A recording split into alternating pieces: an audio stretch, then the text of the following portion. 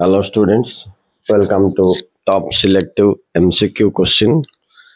Previous year ଆଉ ଏ ବର୍ଷ ଆସିବାକୁ ଥିବା କେତେଗୁଡ଼ିଏ MCQ ତମ ସହିତ ମୁଁ ସେୟାର କରିବି କାରଣ ଇଏ ବହିର ଟୋଟାଲ ଉପରେ ଫୋକସ୍ କରିବା କୋଉଟା ବେଶୀ important. Question number 1, Architect of Indian Foreign Policy ବେଲେ ଭାରତୀୟ ବୈଦେଶିକ ନୀତିର प्रवक्ता किए जवाहरलाल नेहरू हम आंसर.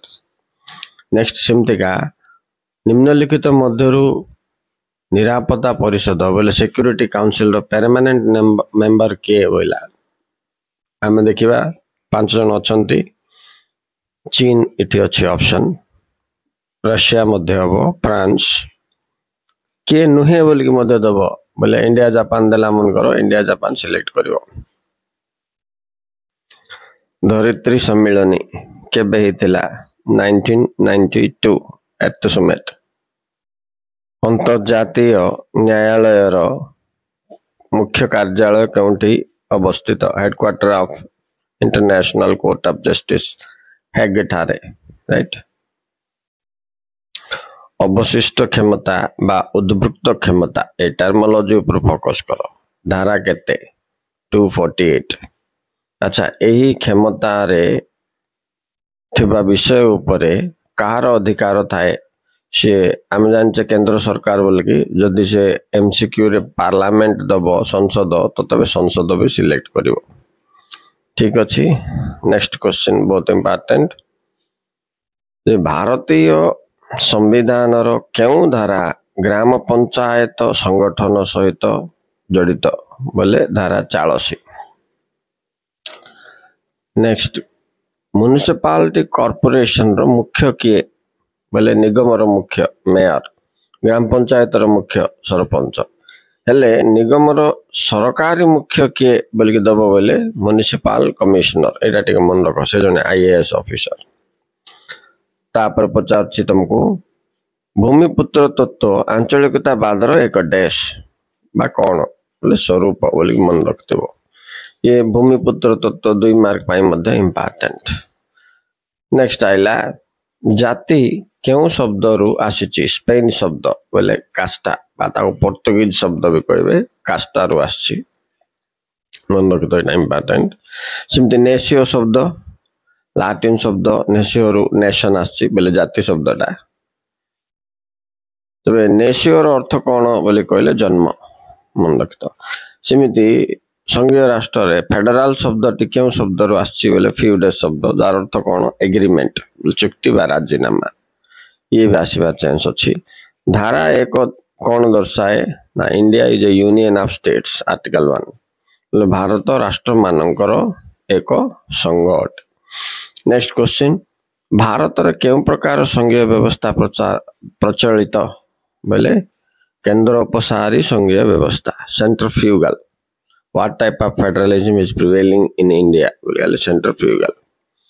Next, 73तम संशोधन आईन केबे प्रणीत होइथिला 1993.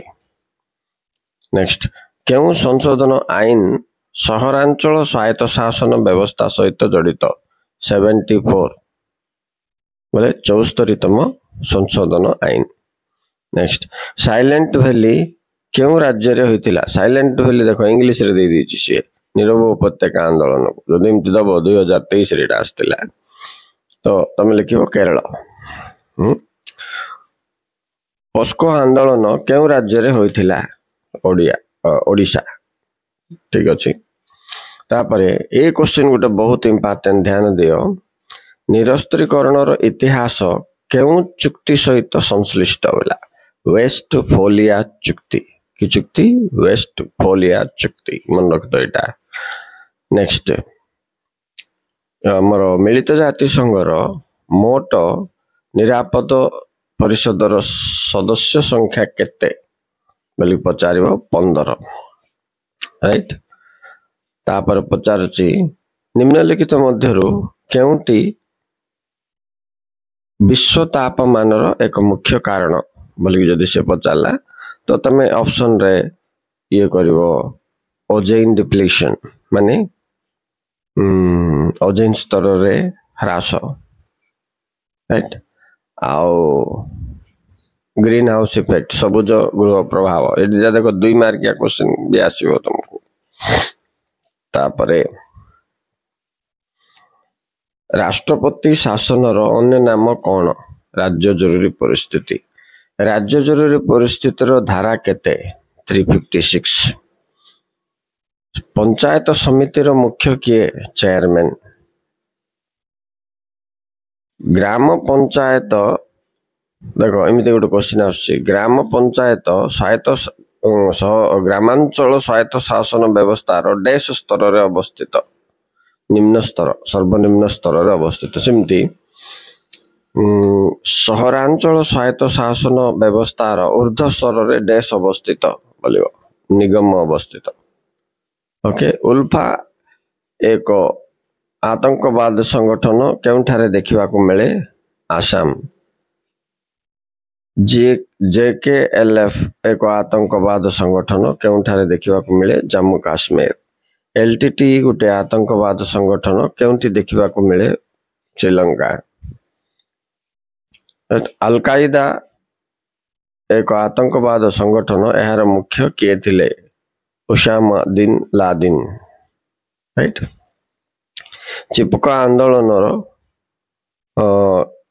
आंदोलन मुख्यतः डैश संरक्षण और सुरक्षा पाई उद्दिष्ट जंगल